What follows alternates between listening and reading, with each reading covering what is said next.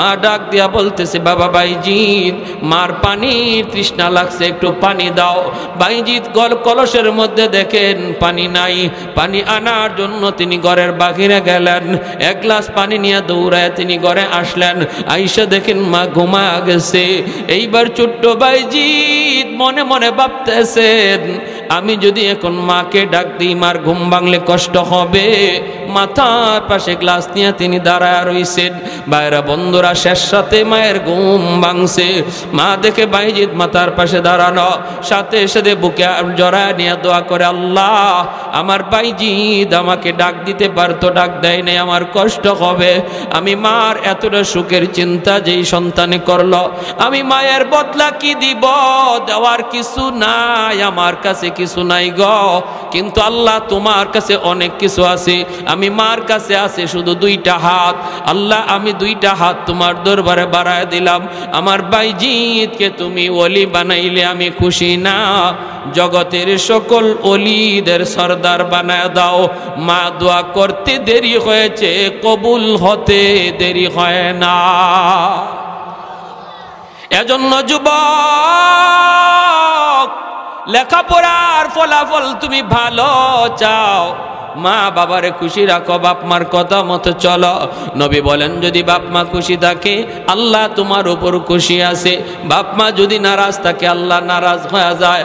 আর যদি বাপ মার নামে সন্তান বেশি বেশি দান সৎকার করে, তাহলে এই দান সৎকার খবর আল্লাহ কবরের সাথে সাথে পৌঁছায় দেয়।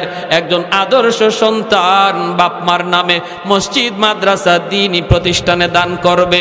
দান করলে পরে বাপ মার কবরের আযাব আল্লাহ দূর করে দেয়। জুনাইদ বাগদাদি একটা ঘটনা কয়ে শেষ দিচ্ছি। স্বপ্নে দেখেন একজন মানুষ জাহান্নামী চেহারার। কে গো তুমি? কো হুজুর আমি আপনার মহল্লারই একজন মানুষ। আজ থেকে বেশ কিছুদিন আগে আমার মরণ হয়েছে। আমি কবরের মধ্যে আযাবে আছি, জাহান্নামের আযাবে। সন্তান বলতে আমার কেউ নাই দুনিয়াতে, একটা মেয়ে রেখে আসছি। কিন্তু মেয়েটারে আমি দিন শিখাই নাই। দেখেন, বাপ মা সন্তানকে শিশুকালে যদি দিন না শিখান, পরিণতিটা কি হয়? সন্তানকে শিশুকালেই মাদ্রাসায় পড়ান, মাদ্রাসায় 5 বছর মাদ্রাসায় পড়ান, তারপরে তারে ডাক্তার বানাইয়েন, ইঞ্জিনিয়ার বানাইয়েন, প্রফেসর বানাইয়েন। 5 বছর মাদ্রাসায় পড়াইলে সন্তানটা মুসলমানই শিখবে, বাপ মার কদর শিখবে, আলেমুল আমার কদর শিখবে, কোরআনের মহব্বত অন্তরে জাগা দিবে। ঠিক না? 5 বছর ডাক্তার হওয়া আমার সন্তানের বড় পরিচয় না, সবচেয়ে বড় পরিচয় হলো সে মুসলমানের সন্তান। এজন্য সবার আগে তারে মুসলমানই শিখাইতে হবে। ওই লোক বলতেছে, হুজুর আমার মেয়েটারে আমি মুসলমানই শিখাই নাই, যার কারণে আমার মেয়েটা খারাপ লাইনে চলে গেছে। খালি গুনার কাজ করে, গুনার কাজ করে, পরকালে কোনো ফিকির নাই। আল্লাহ আমাকে জানাইয়া দিছে, আল্লাহ আমাকে জানাইছে, বান্দারে আজ কবরের মধ্যে তুই আযাবে আসো, আযাবে আসো। তোর সন্তান যদি তোর জন্য দোয়া করে অথবা দান সৎকার করে, তোর কথা ইয়াদ করে, তাহলে আমি আল্লাহ এই উসিলায় তোরে মাফ করে দিব। সন্তান যদি বাপ মার কবরের পাশে যায়, একবার সূরা ফাতিহা 3 বার ইখলাস পড়ে, আল্লাহ পাক সাথে সাথে বাবার কবরের আযাব আল্লাহ মাফ করে দেয়। মার কবরের পাশে যদি সন্তান একবার ফাতিহা 3 বার ইখলাস পড়ে, আল্লাহ মার কবরের আযাব আল্লাহ মাফ করে দেয়।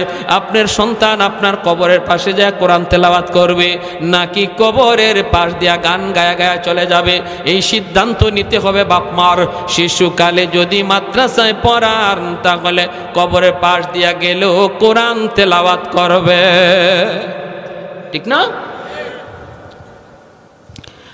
দিন যায় রাত যায়, দিন যায় রাত যায়, 1 মাস 2 মাস 3 মাস এখনো পুরা হয় নাই।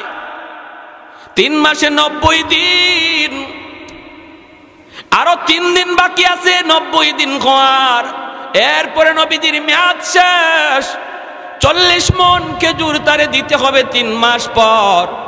এখনো 3 মাস পুরা হয় নাই রে যুবক, একটু দিলটা নরম করে আমার নবীর ঘটনাটা শোনো। তোমার জীবনের মোড় ঘুরে যাবে, তুমি বুঝতে পারবা কেমন নবীর উম্মত তুমি হইছো, নবীর কেমন আদর্শ তোমার নেওয়ার কথা, আর তোমার মাঝে এখন কি আদর্শ চলছে, কার অনুসরণ তুমি করতেছো, আর করা দরকার ছিল কোন নবীর অনুসরণ। আল্লাহর নবী এই রাস্তা দিয়ে তিনি যাইতেছেন, নবীজির সঙ্গে আছেন হযরত ওমর ফারুক রাদিয়াল্লাহু তাআলা আনহু। নবীজি ওই রাস্তা দিয়ে যাওয়ার সময় হঠাৎ করে ইহুদি নবীর রাস্তাটা আটকায় দিল, আটকায় বলতেছে, মুহাম্মদ মনে আছে নি 40 মণ খেজুরের কথা, আমার খেজুর দাও, খেজুর দাও। আল্লাহর নবী বলেন, ভাই রে আরো 3 দিন বাকি আছে, তোমার কথা মতে আরো 3 দিন বাকি আছে, 90 দিন এখনো হয় নাই, 87 দিন হয়েছে, 3 দিন বাকি আছে। আমার পুরাপুরি ইয়াদ আছে 3 দিন পর তোমার 40 মণ খেজুর আমি পৌঁছে দেব। ইহুদি তখন কয়, মুহাম্মদ 3 দিন আমি বুঝি না, এখন আমার খেজুর দেওয়া লাগবে, এখন দিতে হবে, নতুবা সামনে যাইতে দেব না, রাস্তা আটকায় দিলাম।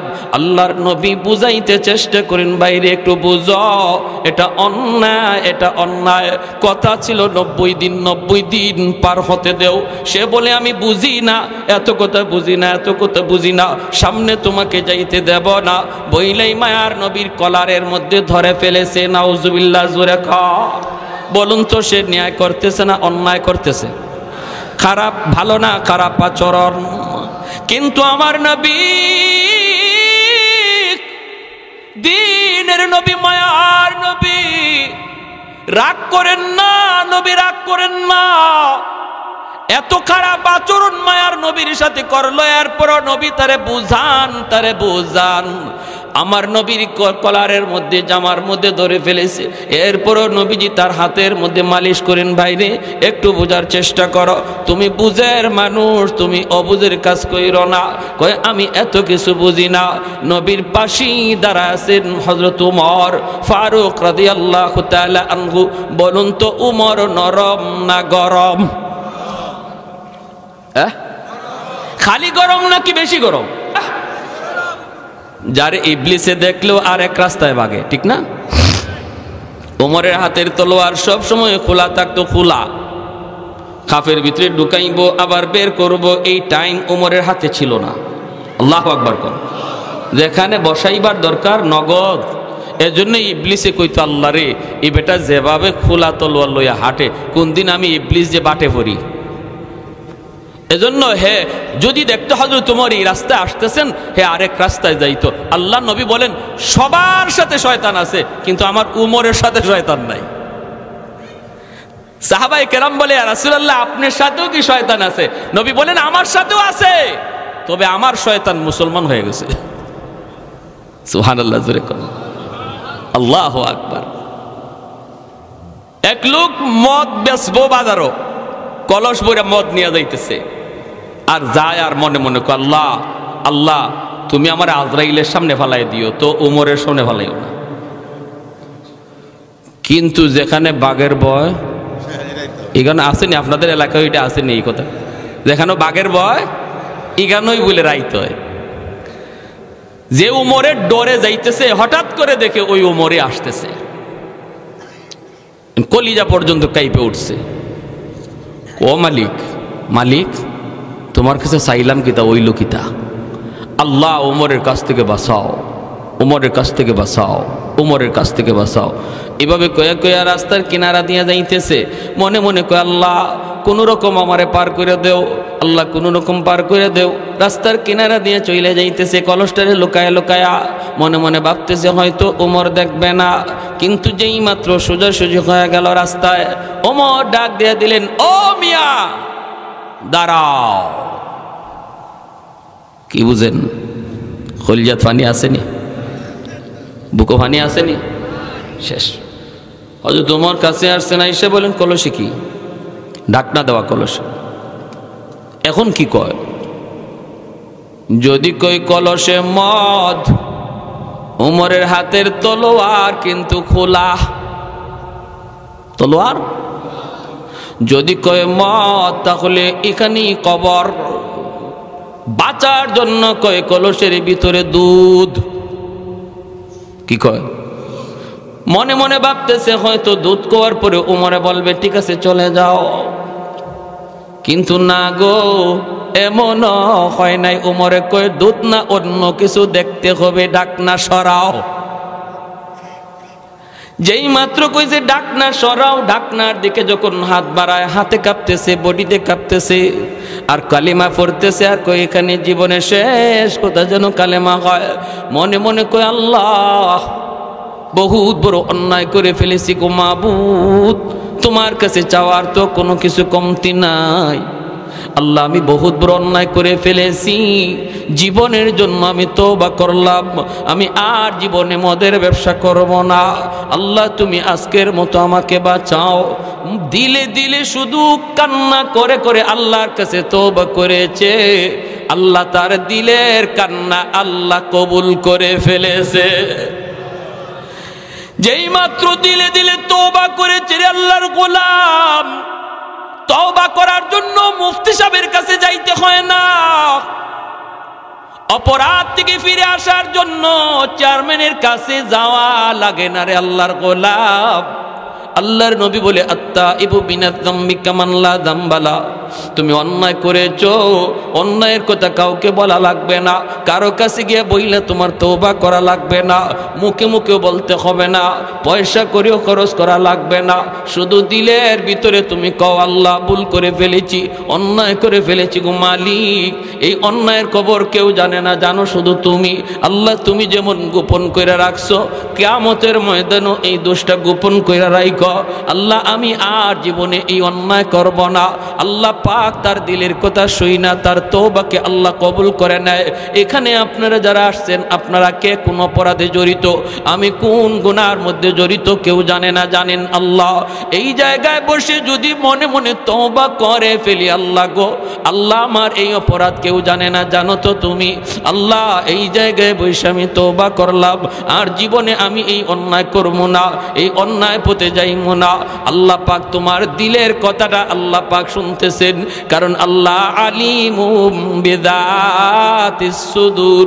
রব্বুল আলামিন বসার আগে তুমি ছিলা গুনাহগার, দিলে দিলে তওবা করার পরেই তুমি হয়ে যাবা আল্লাহর ওলি। তওবাকারীর নাম আল্লাহর তালিকায় ওলির খাতায় লেখা হয়, ওলির খাতায় লেখা হয়। অতএব এখানে আমরা যারা বসলাম, এই মুহূর্তে যদি গুনাহ থেকে সরার নিয়ত আমরা এখন করি, তাহলে নিয়ত করার সাথে সাথে আল্লাহ পিছনের সব গুনাহ মাফ কইরা ওলির খাতায় আমাদের সবার নাম লিখে দিবে। কারা কারা এই নিয়তটা করতে পারি একটু হাত তুলে আল্লাহকে দেখান। সবাই সবাই সবাই। আল্লাহ, তুমি প্রতিটা হাতকে কবুল করো। আল্লাহ, জানি না আমরা কে কোন গুনাহে জড়িত, কিন্তু আল্লাহ তুমি তো জানো। আল্লাহ, আমরা সবাই স্বীকার করলাম আমরা আর এই গুনাহ করবো না। আল্লাহ, তুমি মাফ করো। আমিন কোন সবাই আমিন। হাতটা বাড়াইতেছে কলসের দিকে, হাতটা কাঁপে, বডিটা তার কাঁপে, ভয়ে কাঁপতেছে, কিন্তু আল্লাহর দরবারে তার দিলের কথা তো কবুল হয়ে গেছে আল্লাহর গোলাম। যেই মাত্র কলসের ঢাকনাটা সে সরাইছে আর নিয়ত করে ফেলেছে, এখনই তো আমার কল্লা যাবে, আমিও তো এমনি বাঁকা হয়ে রয়েছি, কল্লা তো আমার রেডি হয়ে রয়েছে। উমরের হাতে তো তলোয়ার, মাত্র তলোয়ারটা চালাবে, দেহ থেকে কল্লা আলাদা হয়ে যাবে। হাতটা যেই মাত্র কলসের মুখের দিকে নিছে, নিয়া ঢাকনাটা সরাইছে, ঢাকনাটা সরাইতেই আল্লাহু আকবার, আল্লাহু আকবার। তাকায় দেখে কলস ভরা মদ আল্লাহ পাক দুধ বানায়া দিছে। আর একটু জোরে সুবহানাল্লাহ।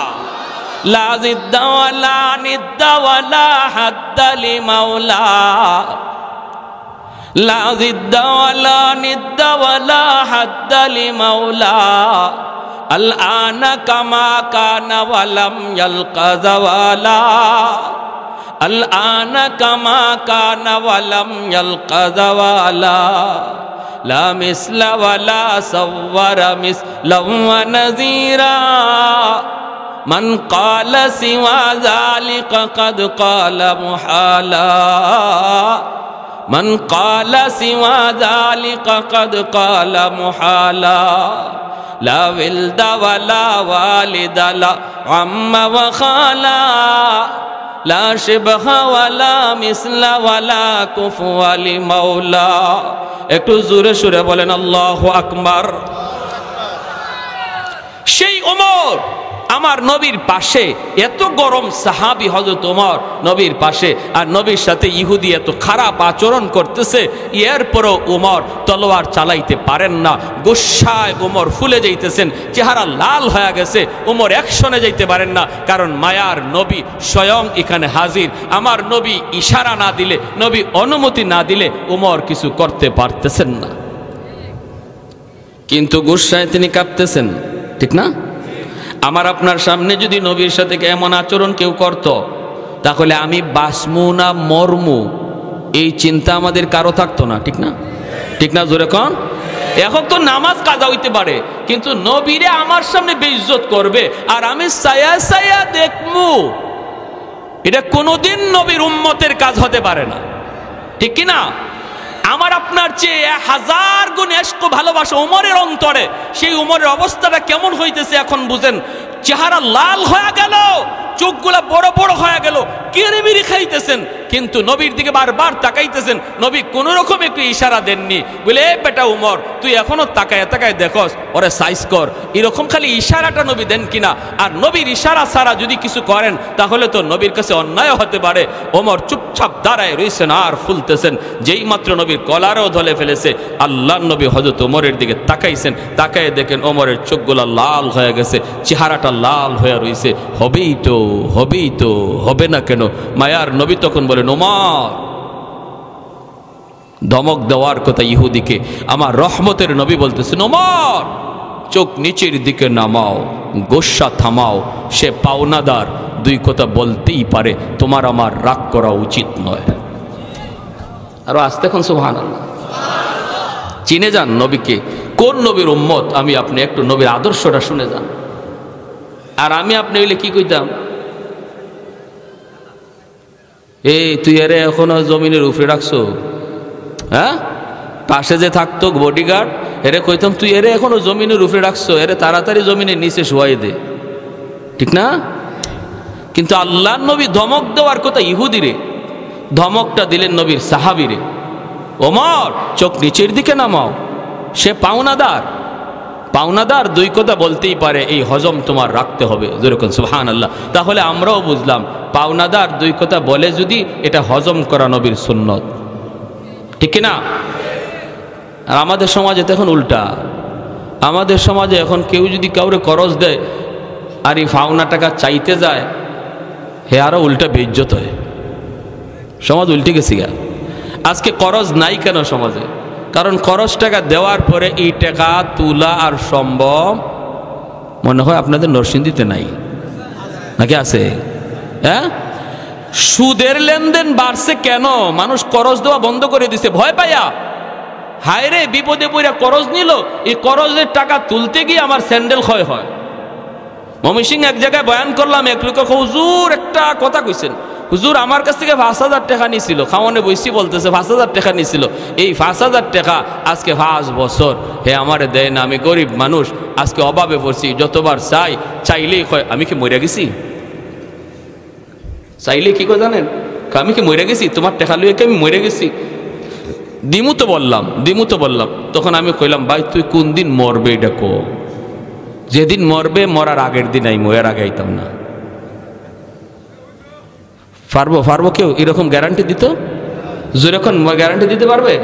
বলে ভাই তুই আমি আগামী মাসে মরমু, তুই ওই 30 তারিখের আগে 29 তারিখ আইস। এই কথা বলার কোনো সুযোগ আছে? তো এই কথা বলার সুযোগ নাই। বলতেছে হুজুর একদিন তারা বাজারে পাইলাম চা খাইতেছে বন্ধু বান্ধব লইয়া, তো আমি বললাম ভাই দেখ ভাই তুই বিপদে পড়ছিলে, আমি তোরে সাহায্য করছি ভাই, আজকে আমি বড় বিপদে ভাই, তুই আস্তে আস্তে হইলে টাকাটা দেস না ভাই, আমি খুব বাচ্চা কাচ্চা নিয়ে কষ্টে আছি। কই এই কথা কেন কইলাম? বাজারে হে আমার উপরে এমন পিক আপ লইছে, হয় মিয়া যেখানে মন চায়, যে জায়গায় মন চায় এই জায়গায় খালি টাকা চাও, তুমি আমার পাইছো কি? আমি কি তোমার মতো তো বেইজ্জত নাকি? ওই দেখেন কি জাত, আমি কি তোমার মতো নাকি বেইজ্জত? তুমি যেখানে মন চায় এখানে টাকা চাও। তখন ওই সাথী যারা আসিল দোস্ত, হেরাও তো চা খায়, এক দলের হেরা খাওয়া, ঠিকই তো কইছে। এই মিয়া তুমি পাওনার টাকা পাও, টাকা বাড়িতে গিয়ে চাইবা, যেদিকে যেখানে পাইবা তারা ওখানেই টাকা চাইবা। কি পাইছো তুমি? মগের মূল্য পাইছো নাকি? চরম অন্যায় করছো তুমি, টাকা চাইয়া চরম অন্যায় করছো। হয়তো ভাই অন্যায় করছি, এখন কি করা লাগবে? কয় আমাদের সকলের 4 বিল তুমি দিয়া যাইবা জরিমানা। ও ফাউনার টাকা চাইতে গিয়ে আমার 250 টাকা জরিমানা। কি ভাই? আর এজন্য মানুষ হাতে টাকা থাকলেও হয় নাই, ঠিক না? টাকা থাকলেও হয় নাই, আর সুদকুররা তো কাঁচা টাকা লইয়া বই রয়েছে, আমার দ্বারা আও গিট্টো লাগাইয়া সারম। এজন্য সমাজে সুদের ব্যবসা গরম, কারণ সমাজে করজ দেওয়া বন্ধ হয়ে গেছে। আর করজ বন্ধ হওয়ার পিছনে দায়ী আমরা নিজেরা। টাইম মতো যদি দিয়া দিতাম, আরেকবার বিপদে পড়লে চাইলে পাইতাম, আরেকবার চাইলে পাইতাম। এটা বন্ধ হয়ে যেতেছে। যে যারা টাকা করজ দেয় মনে হয় যেন একবারই দিয়ে দিছে, এই টাকা চাওয়ার আর কোনো সুযোগই থাকে না। হাই হাই, আমার কাছে এরকম কয়েকজনে চাইছে, আমি বুঝি তো। চাওয়ার পর আমি বললাম, ভাই তুই আমার সে 5000 টাকা চাইছো, কর্জা লাগতো না ভাই, আমি তোরে 2000 টাকা এমনি দিয়ে দিলাম। জাগি ভাই, আমার করজ লাগবো না। কিন্তু দেখেন করজে কত বড় সওয়াব ছিল। আল্লাহ নবী বলে, দান করলে যেই সওয়াব, করজে 18 গুণ বেশি সওয়াব। একজন মানুষকে দান করলে যেই সওয়াব, একজন মানুষকে করজ দিলে এর চেয়ে 18 গুণ বেশি সওয়াব। নবীকে জিজ্ঞেস করা হয়েছিল, ইয়া রাসূলুল্লাহ, করজে এত বেশি সওয়াব কেন? নবী বলে, এর বেশি সওয়াব কারণ হলো, যে মানুষটা করজ চায় সে সমাজে সম্মানী মানুষ, হে হাত পাততে পারে না, সে ভিক্ষা করতে পারে না, সে বিপদে পইরা সম্মানী মানুষটা তোমার কাছে করজ চাইছে, ওই সম্মানী মানুষের সম্মান যে তুমি রাখছো, এজন্য আল্লাহ তোমাকে 18 গুণ বেশি সওয়াব দেয়। কিন্তু এটা তো আমার ধৈর্য রাখতে হবে, ঠিক কি না? টাইম মতো সময় মতো দিয়া দিতে হবে। এজন্য আমরা যারা এখানে আসছি, একটু আল্লাহর দোহাই, যদি কেউ কারো কাছে করজ আইনা থাকি, আল্লাহর দোহাই, যদি নাও পারেন অন্তত তার সাথে যোগাযোগটা রাখেন। বলে, ভাই এই মাসে পারছি না ভাই, সামনে মাসে তোরে দিয়ে দিব, ভাই এই টাইম মতো পারছি না ভাই, আগামী মাসে দিয়ে দিব, এতটুকু কইরেন। নতুবা আজকে সুদের ব্যবসা গরম হওয়ার জন্য আপনি দায়ী, ঠিক কিনা জোরে খান? আপনি আমি দায়ী সুদের ব্যবসা গরম হওয়ার জন্য। মনে কষ্ট পাইতেছেন আপনারা ভাই? মানে কিছু কথা বইলা ফেলতেছি আমি, আনুষঙ্গিক কথা, যেগুলা আসলে সব জায়গায় বলি না, কিন্তু আপনাদের আগ্রহ দেখে একটু বলতে আমার ইচ্ছে হইতেছে। তবে কেউ কারো উপরে নিয়েন না, আমি কাউকে টার্গেট করি। আপনাদের এলাকা আমি একদম নতুন, আমি কেমনে জানবো কে কি করেন না করেন? আমি গড়ে কইতেছি, যদি উফরে ফইরা যায় আল্লাহর দোহাই আমার উপরে রাগ করেন না, এটা শরীয়তের কথা। তবে আপনার কাছে অনুরোধ থাকবে, আমরা এর থেকে বের হয়ে আসবো ইনশাআল্লাহ। আল্লাহর নবী বলতেছেন, উমর চোখটা নিচের দিকে নামাও, আর তার দিকে গরম করা যাবে না, সে পাওনাদার। দুই কথা বলতেই পারে, রে উমর, এ উমর আসো আমার কাছে আসো। নবীজি কাছে ডাইকে আনলেন, আইনে নবী কানে কানে বলতেছেন, উমর যাও এখনই তারে খেজুর দিয়ে আসো, 40 মণ খেজুর তারে এখনই দিয়ে দাও। আল্লাহর নবীকে উমর বলেন, নবী গো 3 দিন তো এখনো বাকি আছে। নবী বলেন, উমর রে, সে তো মানতে রাজি না, অতএব তার সাথে আর বাড়াবাড়ি করে লাভ নাই, খারাপ আচরণ করে লাভ নাই, এখনই তারে দিয়ে দাও। আর উমর একটু শুনো, তারে যখন 40 মণ খেজুর তুমি দিবা, আরো 10 খেজুর তারে বেশি দিয়া দিও। হযরত উমর বলতেছে, মায়ার নবী গো, ওগো রহমতের নবী, ওগো দরদি নবী, কেমন করে আপনি হজম করলেন? আল্লাহু আকবার। ওগো দরদি নবী, কেমন করে আপনি আচরণটা হজম করলেন গো নবী? আপনাকে আল্লাহ কেমন ভাবে বানাইছে গো? আল্লাহ কেমন ভাবে আপনারে বানাইছে? এজন্য আল্লাহ বলেছে, বন্ধু তুমি জগতের জন্য রহমত, তুমি জগতের জন্য রহমত। হযরত ওমর বলতেছে, নবী গো 10 বেশি কে তারে কেন দিব? এত খারাপ আচরণ করলো, এরপরে আবার বেশি দিব কেন? মায়ার নবী তখন বলেন, উমর রে, তুমি যে তার দিকে রাগ করে তাকাইছো, এর জরিমানা হলো 10। कौनैन मुख्तार खुदा तुमको बनाया, कौनैन मुख्तार खुदा तुमको बनाया, उम्मत का निगाहबान खुदा तुमको बनाया, उम्मत का निगाहबान खुदा तुमको बनाया। मौला मेरा आका मेरा रहमत की नबी है, ताजदार मदीना के तुमाके अरबी है, ताजदार मदीना है तो माह अरबी है, अशजार ने देते हैं नबूवत के शहादात, तशकीक कमर में है तो अंगुल की इशारात, तशकीक कमर में है तो अंगुल की इशारात। एक तो जोरे सुरे बोलें अल्लाहु अकबर। हजरत उमर কথা আর বাড়ালেন না, সাথে সাথে হযরত উমর লোকটারে ডাক দিলেন, মিয়া আসো, তুমি তোমার খেজুরগুলি নিয়ে যাও। হযরত উমর লোকটারে নিয়ে তিনি বাইতুল মালে হাজির হয়ে গেলেন। 40 মণ খেজুর তারে দিয়া দিলেন। আবার যখন 10 খেজুর তারে বেশি দিতে চান, লোকটা তখন ডাক দিয়া বলতেছে, উমর রে, আমি পাই হলো 40 মণ, আবার 10 তুমি কেন বেশি দিতেছ? হযরত উমরের এমনি তো মিজাজ খারাপ, এমনি তো মাথা গরম হয়ে রইছে, আবার প্রশ্ন যখন করে বেশি কেন দিতে চাও? হযরত উমরের রাগ আবার বেড়ে গেল। আবার তিনি হজম করলেন আর বলতেছেন, কথা বাড়াইও না, যা দেই লইয়া তুমি সোজা চইলা যাও, আমারে আর তুমি গরম কইরো না। কেন 10 বেশি দিলাম প্রশ্ন কইরা আমার গুসা বাড়ায়ও না, বাড়ায়ও না। ইহুদি তখন ডাক দিয়ে কইর, উমর আমি নিব না, 10 আমি বেশি নিব না যতক্ষণ পর্যন্ত এর কারণ না জানছি। হযরত উমর চোখের পানিটা বসেন আর বলেন, মিয়া আজকে আমার মায়ার নবীর সাথে তুমি যে আচরণটা করেছো, রহমতের নবীর সাথে যে আচরণ তুমি করেছো, যেই নবীকে আল্লাহ গোটা জাহানের জন্য রহমত বানায় পাঠাইছে, যেই নবী না আসলে তোমার মতো এই জাহান্নামের কীট আল্লাহ দুনিয়ায় পাঠাইতো না, আমার ওই মায়ার নবীর সাথে আজকে যে আচরণ তুমি করলা, তাও আমি উমরের সামনে, আমি উমরের চিনুনি? বলে চিনি তো, ভালো করে চিনি। আমার সামনে আজকে যে আচরণ তুমি যে করছো নবীর সাথে, যদি আজকে এখানে আমার নবী না থাকতেন তাহলে এই মুহূর্তে তোমার ঠিকানা হতো মাটির নিচে। এটা বুঝো, বুঝি, কিন্তু এরপরও আমি উমর গুসাটারে হজম করলাম। আমি জানি আজ আমি উমরের কত কষ্ট হয়েছে আমার গুসাটারে হজম করতে, এরপরও হজম করা লাগছে, কারণ রহমতের নবী এখানে স্বয়ং হাজির। এরপরও নবী তোমাকে দমক দিলেন না, ধমকটা দিলেন আমাকে, কানে কানে আমাকে বলেছেন, উমর রে তারে 10 বেশি দিয়া দিও। আমি নবীকে জিজ্ঞেস করেছিলাম, নবী গো 10 কেন? আমার রহমতের নবী বলেছেন, আমি যে তোমার দিকে রাগ করেছি, চোখ লাল করেছি, এর জরিমানা হলো 10। সাথে সাথে ইহুদি কান্না শুরু করে দিল।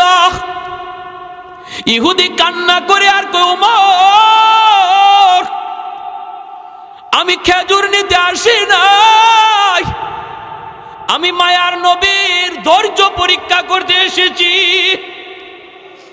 কারণ আমি তাওরাত কিতাবের একজন পণ্ডিত। তাওরাত কিতাবের ভিতরে আখেরি জমানার নবীর যতগুলি আলামত তাওরাত কিতাবে রয়েছে রে, সবগুলি আলামত আমি মুহাম্মাদুর রাসূলুল্লাহর কাছে পেয়েছি।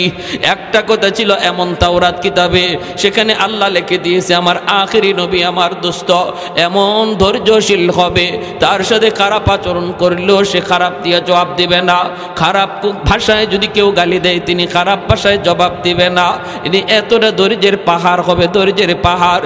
এই পরীক্ষাটা আমার এখনো পাওয়া বাকি ছিল, অতএব আমি ইচ্ছা করে খারাপ আচরণ করেছিলাম, সেই আলামতটা পাওয়ার জন্য উমর আজ আমার প্রমাণ হয়ে গেছে ইনি মুহাম্মাদুর রাসূলুল্লাহ আখেরি নবী, যেই নবীর কথা আল্লাহ তাওরাত কিতাবে আগেই জানায় দিছে। অতএব আমি আর দেরি করতে চাই না, আমাকে তাড়াতাড়ি কালেমা পড়া নবীর দরবারে নিয়ে যা। আল্লাহু আকবার, জোরে বলি লা ইলাহা ইল্লাল্লাহ, জুড়ে লা ইলাহা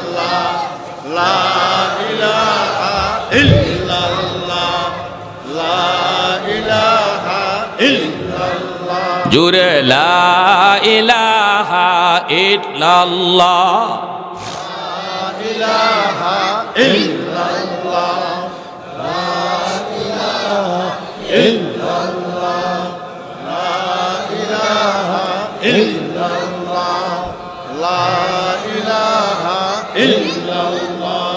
লা ইলাহা ইল্লাল্লাহু মুহাম্মাদুর রাসূলুল্লাহ।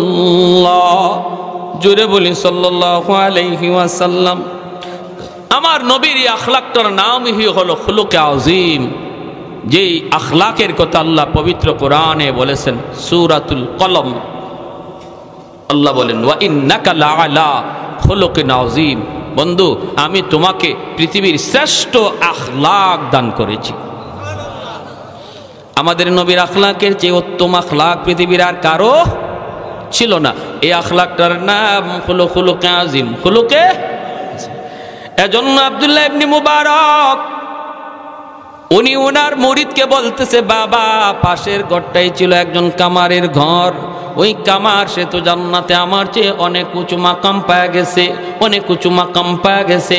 এই কথা বলতেই দেখা যায় চলে গেলেন তার বিবির কাছে। বিবিকে জিজ্ঞেস করলেন, বিবি কয়, আমার স্বামী যখন কামারের কাম করতেন, দোকানে যতক্ষণ তিনি কাম করতেন ততক্ষণ অন্তরে আল্লাহর ভয় থাকত। আজান হলে পরে সে মসজিদে যাইত, দোকানের কাম তারে মসজিদ থেকে দূরে রাখতে পারত না।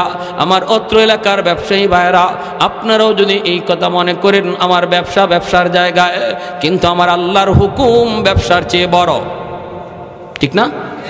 নামাজ বড় না দোকানদারি বড়? আওয়াজ আসতে কেন, জোরে কোন? নামাজ বড় না দোকানদারি বড়? যদি কেউ মনে করেন নামাজ বড়, আমার দোকানদারি বড় নয়, মুয়াজ্জিন সাহেব মসজিদ থেকে এই এলানটাই দেয়, আল্লাহু আকবার, আল্লাহু আকবার। এই এলান মুয়াজ্জিন সাহেব দেয় না, মূলত এই ঘোষণাটা আল্লাহ নিজে দেয়, এ বান্দা আমি আল্লাহ বড়, আমি আল্লাহ বড়। তোমার দুনিয়াদারি ছোট, হাতের কাম ছোট, পায়ের কাম ছোট, ব্রেইনের কাম ছোট, ঘরের কাম ছোট, সব কিছু তোমার ছোট, আমি আল্লাহ বড়, আমি আল্লাহ বড়। এই কথাটা যেই মানুষের অন্তরে থাকবে, এই মানুষটা কখনো আজান শোনার পরও দুনিয়ার কামে থাকতে পারে না, আজান হওয়ার পরেও সে দোকানদারি করতে পারে না। যদি মানুষ আজান শোনার পরও দোকানদারি করে, দুনিয়ার কাজে লিপ্ত থাকে, যদিও মুখে বলল আল্লাহ বড়, কিন্তু তার কাজে প্রমাণ করলো না, না মুয়াজ্জিন তুমি যে বলতেছো আল্লাহ বড়, না না আমার কামটা বড়, এজন্যই তো আমি তোমার ডাকে সাড়া না দিয়া কামে ব্যস্ত। কাজে প্রমাণ করে তুমি বলতেছো কাজ বড়, আল্লাহ বড় নয়। ভাইরে এমন না, এমন না, কাজটা তো কোনি বন্ধ।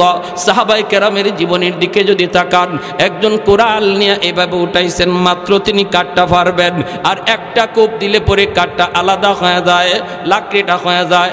কিন্তু আজান হওয়া মাত্রই তিনি কোরালটা সামনের দিকে আনেন নাই, পিছনের দিকে কোরালটা ফালায় দিছেন। মহিলারা এমন ছিল গো মা, নবীর যুগের মহিলারা এমন ছিল, সুই সুতা নিয়ে তারা কাজ করতেছেন, সেলাই কাজ, সেলাই করতে করতে আর একটা গাই দিলে পরে সেলাইটা কমপ্লিট হয়ে যায়, সুইটা উঠাইছেন, মাত্র ঢুকাইবেন, ওই অবস্থায় আজান কানের মধ্যে আসছে।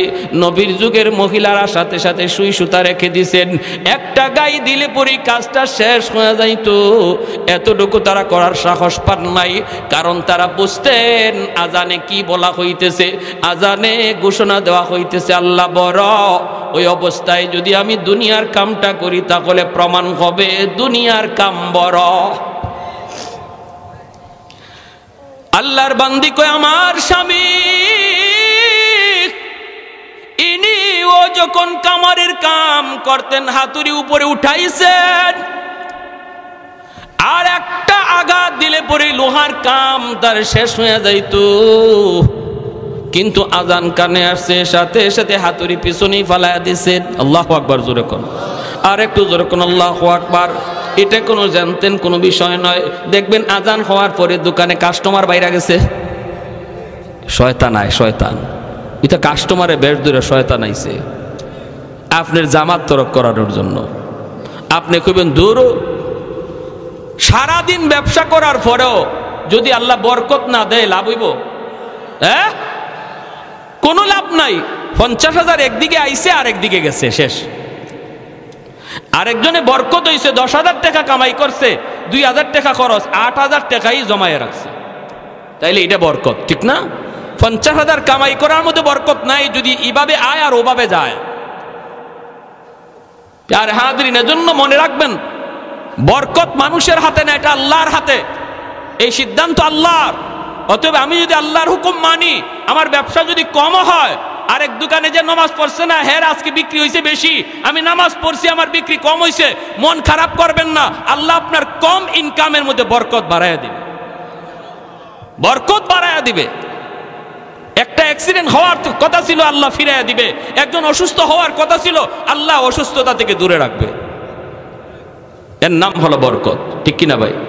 এটা বেশি বুঝাইবার বিষয় না, এটা বুঝার বিষয়। বরকত কারে কয় এটা দেখানি যাইব না। ওই মহিলা বলতেছে আমার স্বামী এরম করত। আরেকটা আমল ছিল, ওই দৃশ্য আমার আজকে বলা। বলতেছে আমার স্বামীর আরেকটা বিশেষ আমল আমার মনে পড়ে।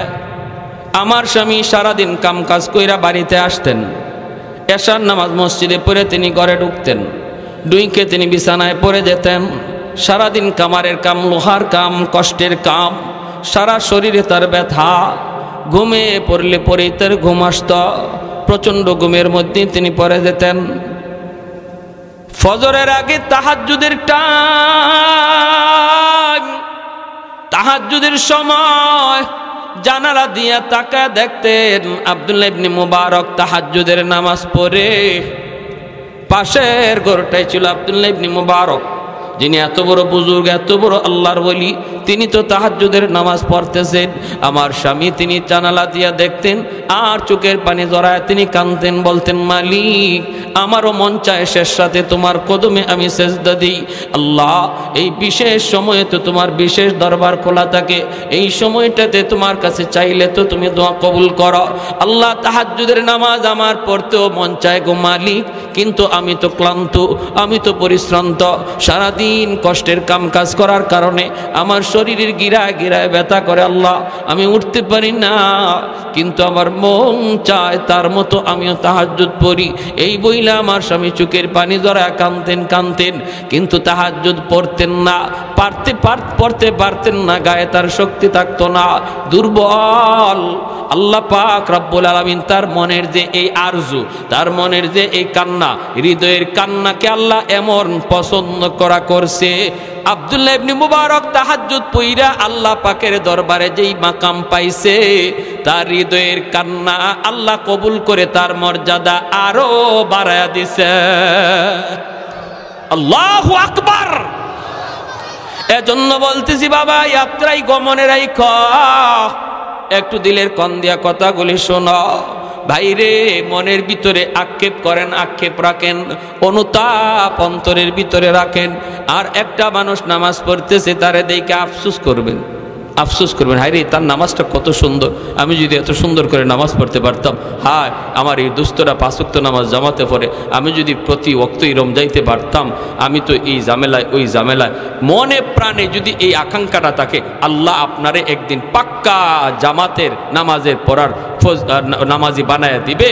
আর এই বানানোর আগেও যদি আল্লাহ আপনাকে লয়া জায়গা মরণ হয়ে যায়, অন্তরের কান্নার কারণে আল্লাহ আপনারে এই সওয়াব দিয়া হাসরের মাঠে উঠাবে। তাহলে দিলের ভিতরে কান্না করার দরকার আছেনি না নাই? আর একটু জোরে আছেনি না নাই? দিনের নবী, মায়ের নবী, সাহাবায়ে কেরামদেরকে নিয়ে তিনি জিরানা নামক জায়গায় বসা রে গোশত বন্টন করতেছেন মায়ার নবী। হঠাৎ করে নবী দেখেন একজন বৃদ্ধা মহিলা নবীজির দিকে লাঠি বর দিয়া নবীর দিকে আসতেছে। আল্লাহর নবী, রহমতের নবী, মহিলাকে দেখা মাত্রই নবী দৌড় শুরু করে দিলেন। আল্লাহু আকবার জোরে বলেন। সাহাবায়ে কেরাম নবীর পিছনে পিছনে যাইতেছেন। অসুবিধা হইতেছে আপনাদের ভাই? আর কিছু চলবে? আর কিছু সময় হ্যাঁ থাকবেন সবাই? কষ্ট হইতেছে? আলহামদুলিল্লাহ, জাযাকুমুল্লাহ, খুব খুশি হইলাম। আলহামদুলিল্লাহ, তোর সময় বসা ছিলেন। আলহামদুলিল্লাহ, ফি আমানিল্লাহ, ফি আমান। ব্যস্ত মানুষের পর যে সময় দিয়েছেন, শুকরিয়া। আমরা দোয়া করি আল্লাহ পাক দেশ দশ ও ইসলামের খাদেম বানান। সবাই বলি আমিন। আমার ভাইরা, যে রানা নামক জায়গায় নবীজি বসা, ওই অবস্থায় একজন মহিলা, বৃদ্ধা মহিলা, লাঠিতে বর দিয়া কোমর বাঁকা হয়ে গেছে, নবীজির দিকে আসতেছে।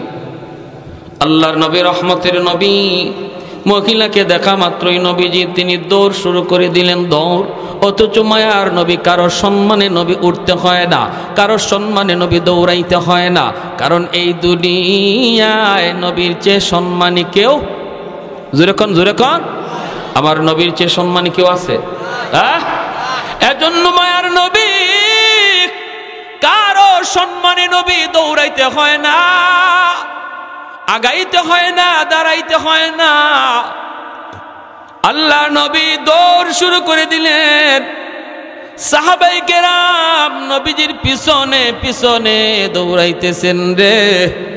হঠাৎ করে নবী মহিলার পাশে যেয়ে বলতেছেন, মা গো, ও মা, তুমি কষ্ট করে নবীর দরবারে কেন এসেছো? কেন আমাকে তুমি খবর দিলা না?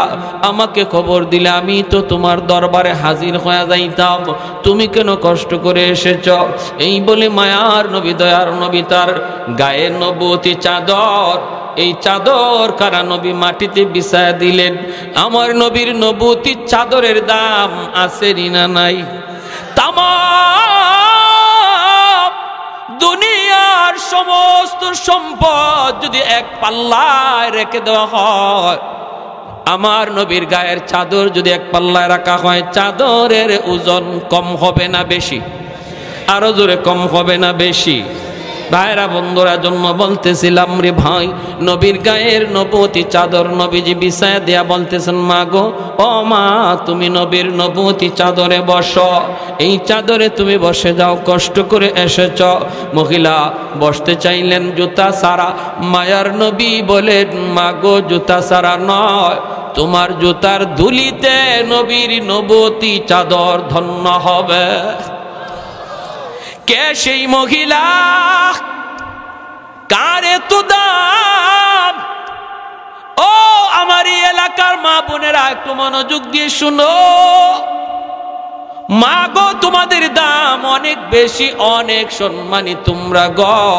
তোমরা নবীদের মা, তোমরা অলিদের মা, তোমরা নবীদের মা, তোমরা অলি আল্লাহদের মা। তোমাদের গর্ভ থেকে নবী এসেছেন, অলি আল্লাহ এসেছেন, মঈনুদ্দিন চিশতি, আব্দুল কাদের জিলানী তোমাদের পেট থেকে এসেছে। অতএব মনে রাখো, তোমাদের দাম অনেক বেশি, অলির চেয়েও মায়ের দাম বেশি, নবীর চেয়েও মায়ের দাম বেশি। আল্লাহু আকবার। এজন্যই মায়ার নবী তিনি বলেন, মা গো, তুমি নবুয়তি চাদরে জুতা সহ বসে যাও। আল্লাহর নবী কথায় তিনি বসে গেলেন। সাহাবায়ে কেরাম চিনেন না মহিলাকে, সাহাবায়ে কেরাম কোনদিন তারা দেখেন নাই। আল্লাহর নবীকে সাহাবীরা প্রশ্ন করেন, মায়ার নবী গো, এই মহিলাকে কি তার পরিচয়? নবীজি তখন বলেন, সাহাবীরা রে, তোমরা তো নবীর মাকে দেখো নাই, আমি নবীর মা তো শিশুকালেই বিদায় নিছেন, জন্মের আগেই নবীর বাবা দুনিয়া থেকে বিদায় নিছেন। তোমরা তো জানো তোমাদের নবীর একজন দুধ মা আছে রে, এই দুধ মার নাম তোমরা জানোনি? সাহাবীরা কয়, নবী গো, আপনার দুধ মার নাম হালিমা সাদিয়া। আল্লাহর নবী চোখের পানি মুছেন আর বলেন, সাহাবীরা রে, শুধু নবীর দুধ মার নাম শুনেছ, কোনদিন তোমরা দেখো নাই। আজকে ভালো করে দেখে নাও, আজকে ভালো করে দেখে নাও, নবীর নবুয়তি চাদরে যিনি বসছে গো, ইনি আর কেউ নন, ইনি হলেন নবীর দুধ মা, যার নাম হলো হালিমা সাদিয়া। আল্লাহ নবী বুঝাইলেন, উম্মতের দল, একজন দুধ মার সেবা, দুধ মার ইজ্জত সম্মান যদি আমি নবী এইভাবে করলাম, তোমরা তোমাদের আপন মারে কেমন সেবা করবা? আমি নবী যদি আমার মাকে পাইতাম কেমন সেবা করতাম? এজন্যই মায়ার নবী, রহমতের নবী বলে, উম্মতের দল, মনে রাখো, রেদার রব্বি ফি রেদাল ওয়ালিদাইন ওয়া সাখাতুর রব্বি ফি সাখাতিল ওয়ালিদাইন। যেই সন্তানের উপরে তার বাপ মা রাজি থাকে, আল্লাহ তার উপর রাজি থাকে। যেই সন্তানের উপরে বাপ মা নারাজ থাকে, আল্লাহ তার উপর নারাজ হয়ে যায়। অতএব বাপ মারে খুশি করলে আল্লাহরে খুশি করা যায়। বাপ মা যদি নারাজ হয় রে যুবক, আল্লাহ তোমার উপরে নারাজ। যেই সন্তানের উপরে বাপ মা রাজি, 1 নাম্বার দুনিয়ার ফায়দা হলো আল্লাহ তার হায়াতের ভিতরে বরকত বাড়ায় দেয়। অ্যাক্সিডেন্ট কথা ছিল তার হওয়ার, কপালে ছিল অ্যাক্সিডেন্ট, আল্লাহ মার দোয়া বাবার দোয়া থাকলে অ্যাক্সিডেন্ট থেকে আল্লাহ বাঁচায়। টাটা মাথার মধ্যে পড়ার কথা ছিল, বাপ মার দোয়া থাকলে আল্লাহ কাইটা দেয়। যে কোনো বিপদ হায়াতের ভিতরে আল্লাহ তোমার বরকত বাড়ায় দেয়। বাপ মার দোয়া যদি তাকে আল্লাহ বিপদ দূর করে দেয়, হায়াতে বরকত আল্লাহ বাড়ায় দেয়। 2 নম্বর হলো যদি তোমার বাপ মা তোমার উপর খুশি থাকে রে গোলাম, আল্লাহ তোমার রিজিকের ভিতরে বরকত বাড়ায় দিবে। বাপ মার দোয়া যদি তোমার থাকে, ছোট্ট দোকানদারি করলো বরকত বেশি হবে, ছোট্ট চাকুরি করলো আল্লাহ বরকত বাড়ায় দিবে, রিজিকের ভিতরে আল্লাহ বরকত বাড়ায় দিবে। 3 নম্বর ফায়দা হলো তাফসীরের কিতাবের মধ্যে লিখেন, তোমার সন্তানকে আল্লাহ মানুষের মতো মানুষ বানাবে, তোমার সন্তানকে মানুষের মতো মানুষ বানাবে। যেই সন্তানগুলি লেখাপড়া করে, ওরা যদি লেখাপড়া করা অবস্থায় বাপ মারে মাইনা চলে, বাপ মার কথা মতো চলে, বাপ মারে কষ্ট না দেয়, আল্লাহ তার লেখাপড়ার ভিতরে বরকত বাড়ায় দেয়। ভাইরা বন্ধুরা, এজন্যই তো বাইজিদ বুস্তামি রহমাতুল্লাহি আলাইহি পরীক্ষা দিবেন আগামীকাল। সারা রাত তিনি পড়ালেখা করতেছেন। ভাইরা গভীর রাতে মা ডাক দিয়া কয়, 10 বছরের বালক বাইজিদ, মা ডাক দিয়া বলতেছে, বাবা বাইজিদ, মার পানির তৃষ্ণা লাগছে, একটু পানি দাও। বাইজিদ কলসের মধ্যে দেখেন পানি নাই, পানি আনার জন্য তিনি ঘরের বাহিরে গেলেন। 1 গ্লাস পানি নিয়ে দৌড়ায় তিনি ঘরে আসলেন। আইসা দেখেন মা ঘুমা গেছে। এইবার ছোট্ট বাইজিদ মনে মনে ভাবতেছেন, আমি যদি এখন মাকে ডাক দিই, মার ঘুম ভাঙলে কষ্ট হবে। মাথার পাশে গ্লাস নিয়ে তিনি দাঁড়ায় রইছেন। ভাইরা বন্ধুরা, শেষ সাথে মায়ের ঘুম ভাঙছে। মা দেখে বাইজিদ মাথার পাশে দাঁড়ানো, সাথে সাথে বুকে জড়ায় নিয়ে দোয়া করে, আল্লাহ আমার বাইজিদ আমাকে ডাক দিতে পারতো, ডাক দেয় নাই, আমার কষ্ট হবে। আমি মার এতটা সুখের চিন্তা যেই সন্তানে করলো, আমি মায়ের বদলা কি দিব? দেওয়ার কিছু নাই, আমার কাছে কিছু নাই গো। কিন্তু আল্লাহ তোমার কাছে অনেক কিছু আছে। আমি মার কাছে আছে শুধু 2টা হাত। আল্লাহ আমি 2টা হাত তোমার দরবারে বাড়ায় দিলাম। আমার বাইজিদকে তুমি ওলি বানাইলে আমি খুশি না, জগতের সকল ওলিদের সরদার বানায় দাও। মা দোয়া করতে দেরি হয়েছে, কবুল হতে দেরি হয় না। এজন্য যুবক, লেখাপড়ার ফলাফল তুমি ভালো চাও, মা বাবারে খুশি রাখো, বাপ মার কথা মতো চলো। নবী বলেন, যদি বাপ মা খুশি থাকে আল্লাহ তোমার উপর খুশি আছে, বাপ মা যদি নারাজ থাকে আল্লাহ নারাজ হয়ে যায়। আর যদি বাপ মার নামে সন্তান বেশি বেশি দান সৎকার করে, তাহলে এই দান সৎকার খবর আল্লাহ কবরের সাথে সাথে পৌঁছায় দেয়। একজন আদর্শ সন্তান বাপ মার নামে মসজিদ, মাদ্রাসা, দ্বীনি প্রতিষ্ঠানে দান করবে। দান করলে পরে বাপ মার কবরের আযাব আল্লাহ দূর করে দেয়। জুনাইদ বাগদাদি একটা ঘটনা কয়ে শেষ দিচ্ছি। স্বপ্নে দেখেন একজন মানুষ জাহান্নামী চেহারার। কে গো তুমি? হুজুর আমি আপনার মহল্লারই একজন মানুষ। আজ থেকে বেশ কিছুদিন আগে আমার মরণ হয়েছে। আমি কবরের মধ্যে আযাবে আছি, জাহান্নামের আযাবে। সন্তান বলতে আমার কেউ নাই দুনিয়াতে, একটা মেয়ে রেখে আসছি, কিন্তু মেয়েটারে আমি দিন শিখাই নাই। দেখেন, বাপ মা সন্তানকে শিশুকালে যদি দিন না শিখান, পরিণতিটা কি হয়? সন্তানকে শিশুকালেই মাদ্রাসায় পড়ান, মাদ্রাসায় 5 বছর মাদ্রাসায় পড়ান, তারপরে তারে ডাক্তার বানাইয়েন, ইঞ্জিনিয়ার বানাইয়েন, প্রফেসর বানাইয়েন। 5 বছর মাদ্রাসায় পড়াইলে সন্তানটা মুসলমানই শিখবে, বাপ মার কদর শিখবে, আলেমুল আমার কদর শিখবে, কোরআনের মহব্বত অন্তরে জাগা দিবে। ঠিক না? 5 বছর ডাক্তার হওয়া আমার সন্তানের বড় পরিচয় না, সবচেয়ে বড় পরিচয় হলো সে মুসলমানের সন্তান। এজন্য সবার আগে তারে মুসলমানই শিখাইতে হবে। ওই লোক বলতেছে, হুজুর আমার মেয়েটারে আমি মুসলমানই শিখাই নাই, যার কারণে আমার মেয়েটা খারাপ লাইনে চলে গেছে। খালি গুনার কাজ করে, গুনার কাজ করে, পরকালে কোনো ফিকির নাই। আল্লাহ আমাকে জানাইয়া দিছে, আল্লাহ আমাকে জানাইছে, বান্দারে আজ কবরের মধ্যে তুই আযাবে আসো, আযাবে আসো। তোর সন্তান যদি তোর জন্য দোয়া করে অথবা দান সৎকা করে, তোর কথা ইয়াদ করে, তাহলে আমি আল্লাহ এই উসিলায় তোরে মাফ করে দিব। সন্তান যদি বাপ মার কবরের পাশে যায় একবার সূরা ফাতিহা 3 বার ইখলাস পড়ে, আল্লাহ পাক সাথে সাথে বাবার কবরের আযাব আল্লাহ মাফ করে দেয়। মার কবরের পাশে যদি সন্তান একবার ফাতিহা 3 বার ইখলাস পড়ে, আল্লাহ মার কবরের আযাব আল্লাহ মাফ করে দেয়। আপনার সন্তান আপনার কবরের পাশে যায় কোরআন তেলাওয়াত করবে নাকি কবরের পাশ দিয়া গান গায়া গায়া চলে যাবে, এই সিদ্ধান্ত নিতে হবে বাপ মার। শিশুকালে যদি মাদ্রাসায় পড়ান তাহলে কবরের পাশ দিয়া গেলেও কোরআন তেলাওয়াত করবে, ঠিক না? হুজুর, আমি আপনার কাছে এসেছি একটু সাহায্যের জন্য। আপনি যদি আমার মেয়েটাকে খবর দিতেন, আল্লাহ আমাকে জানাইছে মেয়েটা যদি আমার কথা ইয়াদ করে আল্লাহ কবরের আযাব আল্লাহ মাফ করবে। জুনাইদ বাগদাদি ঘুম থেকে ওইটা ওই মেয়েটার সন্ধানে তিনি বের হয়ে গেলেন। এলাকার মানুষকে জিজ্ঞেস করেন, বাবারা মেয়েটারে তোমরা চিনোনি? মানুষেরা কই হুজুর চিনি তো, কিন্তু এই মেয়ে তো খারাপ, মেয়ে তো ভালো না। হুজুর আপনি মেয়ের কাছে গিয়ে কি করবেন? আল্লাহর ওলি বলেন, বাবারে কও তোমরা কোথায় গেলে পাবো, আমার একান্ত প্রয়োজন, তার কাছে যাওয়াই লাগবে। মানুষেরা কয় হুজুর নদীর ঘাটে যান, নদীর ঘাটে গোসল করে। আল্লাহর ওলি জুনাইদ বাগদাদি তিনি নদীর ঘাটে দাঁড়ায় রইলেন। মহিলা গোসল কইরা ওইটা কয়, মৌলবী তুমি কি চাও? আল্লাহর ওলি বলতেছেন, মা গো আমি কিছু চাই না, আমি একটা খবর নিয়ে এসেছি। কার খবর? কয় তোমার বাবার খবর। কয় আমার বাবার আবার কিসের খবর? বাপ তো কবরে চলে গেছে। আল্লাহর ওলি জুনাইদ বাগদাদি কয়, মা তোমার ওই মৃত বাবার খবর নিয়ে এসেছি গো। তোমার বাবা কবরের মধ্যে বড় আযাবে আছে, জাহান্নামের চেহারা তার চেহারা হয়ে গেছে, আগুনে পড়তেছে। আমাকে জানাই দিছে তোমার বাবাকে আল্লাহ জানাইছে তুমি যদি তোমার বাবার জন্য দান সদকা করো অথবা তার কথা ইয়াদ করো অথবা দোয়া করো, আল্লাহ তোমার বাবার কবরের আযাব আল্লাহ মাফ করে দিবে। এমনি মেয়েটাই কয়, মৌলবী আমি কি আবার দান করব? আমি আবার দান করব? মরা মানুষ মইরা গেছে, আবার তার জন্য কি করার আছে?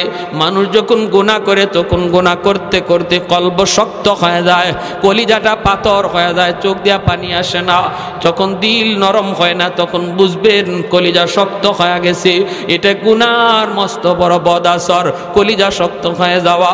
ভাইরা বন্ধুরা, জুনাইদ বাগদাদি যতই কয় মেয়েটার মন নরম হয় না, নরম হয় না, মরণের ভয় তার অন্তরে নাই। হঠাৎ করে এক মুষ্টি পানি হাতে লইয়া জুনাইদ বাগদাদির দিকে এইভাবে পানিটা ঢিল মারছে আর কয়, মৌলবী এই পানিটা আমার বাপের লাগে আমি সদকা করলাম। জুনাইদ বাগদাদি বড় কষ্ট পাইলেন। আল্লাহর ওলি তিনি সইরা গেলেন, পানিটা তার গায়ে লাগলো না, তিনি চলে যাইতেছেন মনে কষ্ট লইয়া আর কান্দেন। বলেন, মালিক এমনও সন্তান বুঝি হয় যেই সন্তানের কারণে বাপ মা রাতকে দিন বানাইল, রক্ত পানি করলো। এই সন্তান বাবার এত বড় কষ্টের এত বড় বিপদের কথা শোনার পরও একটুও তার দিল নরম হলো না। এই মনে কইরে জুনাইদ বাগদাদি চলে গেলেন। রাতের বেলা আল্লাহর ওলি ঘুমাইলেন, স্বপ্নে দেখেন ওই মানুষটা আজ রাতেও স্বপ্নে দেখা দিয়েছে, কিন্তু আজকে তার চেহারা জান্নাতি মানুষের চেহারা। আল্লাহর ওলি জিজ্ঞেস করে, ভাই আপনি কে? কয়, হুজুর আমি আপনার এলাকার ওই মানুষ যে গতকাল এসেছিলাম। গতকাল তুমি ছিলা জাহান্নামী, আজ তুমি জান্নাতি, কেমন করে একটু আমাকে বুঝাও গো। এমনি লোকটা কয়, হুজুর আমি আপনার উপকার স্বীকার করার জন্য এসেছি, আমি আপনার শুকরিয়া আদায় করার জন্য এসেছি। হুজুর আপনি আমার মেয়েটারে যখনই আমার খবর দিছেন তখন মেয়েটা আপনার দিকে ঢিল মারছে, পানি লইয়া পানি উড়ায় মারছে, ছিটায় মারছে আপনার দিকে, তাই না? বলে হ্যাঁ, কিন্তু আমার মেয়েটার এই পানি আপনার গায়ে লাগে নাই, পড়ছে মাটিতে। যেই জায়গার মধ্যে পানিটা পড়ছে ওই জায়গায় অনেক দিন যাবত একটা পোকা পানির তৃষ্ণায় ছটফট করতেছিল। ওই পোকাটার মুখে পানি যায় পড়লো, পোকাটা পানি খায়া আল্লাহর কাছে দোয়া করে, মালিক যার উসিলায় পানি খাইয়া আমি আজ প্রাণে বাঁচলাম, তুমি তারে মাফ করো। ওই পুকার দোয়ার খাতিরে আল্লাহ আমাকে মাফ কইরা দে। এজন্য বলি ভাই, যাদের বাপ মা নাই, বাপ মার কথা ইয়াদ কইরো, নামাজ পইরা দোয়া পইরো, রব্বির হামহুমা কামা রাব্বায়ানি সগীরা। কবরে পার দিয়ে যাইতেছো রে ভাই, টাইম কম, তবু এই দোয়াটা পইরা পইরা যাও, রব্বির হামহুমা কামা রাব্বায়ানি সগীরা। হাজার হুজুরে রব্বির হামহুমা দোয়া করলো এত লাভ হবে না। সন্তান যখন বাবার কবরের পাশে গিয়ে একবার এই দোয়াটা পড়বে, এটা যত লাভ হবে, যত উপকার হবে। এজন্য ভাই, আজ আসি, কাল আমরা কেউ থাকবো না। আজ বাবা চলে গেছে, কাল আমি চলে যাব। আমি যদি আমার বাবার কথা ইয়াদ করি, মায়ের কথা ইয়াদ করি, আগামীকাল আমার সন্তানও আমার কথা ইয়াদ করবে। আর যেখানে যেখানে দান করার সুযোগ আসে, এখানে বাপ মার নামে দান করব। এটা বাপ মার হক, সন্তানের কাছে পাও না, সন্তানের কাছে পাও না। আমরা যদি এটা আদায় করি, আগামীকাল আমার সন্তানও এরকম ওয়াজ মাহফিল বলেন, মসজিদ বলেন, বিভিন্ন জায়গায় এরকম কি করবে, আমাদের কথা ইয়াদ করে দান সৎকা করবে। ঠিক না ভাই? হ্যাঁ, এজন্য সন্তানকে দান করা শিখাইয়া যাও, সন্তানকে এরকম নামাজ পড়া শিখাও, সন্তানকে এরকমভাবে কি করা, হ্যাঁ, সালাম দেওয়া শিখাও। মুরব্বী একজন আসছে, ছোট্ট বাচ্চাটা কাছে আইছে, বাবা ইনি তোমার আব্বুর বন্ধু, ইনি আমার বন্ধু, তোমার চাচা হয়, সালাম দাও, সালাম দাও। বাবা ছেলেকে সালাম করা এখনও আমার মনে আছে, আমি যখন ক্লাস 3-তে পড়ি, স্কুলে পড়ি, আমাদের ঘরে আব্বার এক বন্ধু আসছে, আমি পাশের রুম থেকে দৌড় দিয়ে আব্বার কুলে চলে আসছি। আব্বা আমারে বলতেছে, তুমি সালাম দিলা না? স্কুলে পড়ি তখন, আমি সালাম দিলা না? তখন আমি বলতেছি আসসালামু আলাইকুম। আমার এখনো মনে আছে ক্লাস 3-তে না 4-তে, তখন আব্বা বলতেছে নো। আমার আব্বা একজন জেনারেল শিক্ষিত, সরকারি হেলথ ইন্সপেক্টর, আমাদের অল ফ্যামিলি জেনারেল শিক্ষিত। আমি একাই শুধু আমাদের গোষ্ঠীর মধ্যে মাদ্রাসায়। আমার ইমিডিয়েট ছোটো ভাই, আপন ভাই, আইন মন্ত্রণালয়ের রানিং উপসচিব। এরপরের ছোটো ভাইটা আমেরিকা, নিউ ইয়র্কে, ফ্যামিলি সহ সবাই, চাচারা সবাই ওই লাইনে। আব্বা বলতেছেন কি, যে এখন সালাম দিলে হবে না, তুমি আবার রুম থেকে বের হও, রুম থেকে বের হও। আমার রুম থেকে বের করছেন, বের করে বলছেন যে আবার রুমে ঢোকার সময় সালাম দিয়ে ঢুকো। কি বুঝলেন আপনি? এই যে আমারে একটা সবক দিয়েছেন, শিক্ষা দিয়েছেন। আমি ওখানে সালাম দিলেই তো হয়ে গেছিল, কিন্তু আমাকে ইয়াদ করানোর জন্য, এই জন্যই এতটুকু করছেন বিদায়। আজ 45 বছর আমার, তখন বয়স ছিল হয়তো 7 বছর, 7 বছরের 8 বছরের সেই ঘটনাটা এখনো আমার মনে আছে। আমার আব্বা সালাম না দেওয়ার কারণে আমার রুম থেকে বের করে দিয়েছিলেন, বের করে বলছিলেন আবার রুমে ঢুকো, সালাম দিয়ে ঢুকো। এই হলো বাপমার শিক্ষা, ঠিক কিনা জোরে কম? এইভাবে যদি আমরা সন্তানকে ইসলামী শিক্ষায় গড়ে তুলি, ইসলামী আদর্শে গড়ে তুলি, তাহলে এই সন্তান ডাক্তার হলো বেনামাজি হবে না, ইঞ্জিনিয়ার হলো সে খারাপ লাইনে যাবে না, বাপমার সাথে বেয়াদবি করবে না, মুরব্বীদের সাথে বেয়াদবি করবে না। আল্লাহ আমাদের সবাইকে অল্প কথাগুলো উপর আমল করার তৌফিক দান করুন। সবাই বলে আমিন।